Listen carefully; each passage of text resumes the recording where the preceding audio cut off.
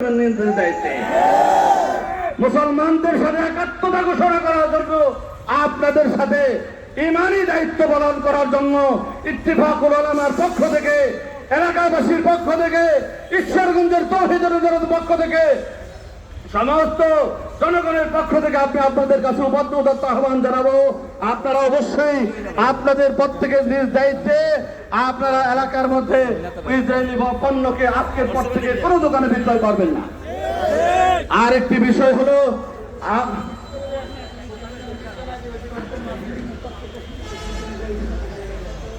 আর প্রত্যেকটা সিঁড়িতে আপনারা যারা পারেন এরকম ইসরায়েলকে আপনাদের ঘৃণার চোখে দেখবেন। রাসূলুল্লাহ সাল্লাল্লাহু আলাইহি ওয়াসাল্লামের হাদিসের নির্দেশ, আমরা তাদের পণ্যকে ঘৃণা করব, তাদের পতাকাকে ঘৃণা করব, তাদের দেশকে ঘৃণা করব, তাদের নীতিকে ঘৃণা করব, তাদের মানুষকে ঘৃণা করব। কোনদিন আর আমাদের প্রিয় হতে পারবে না।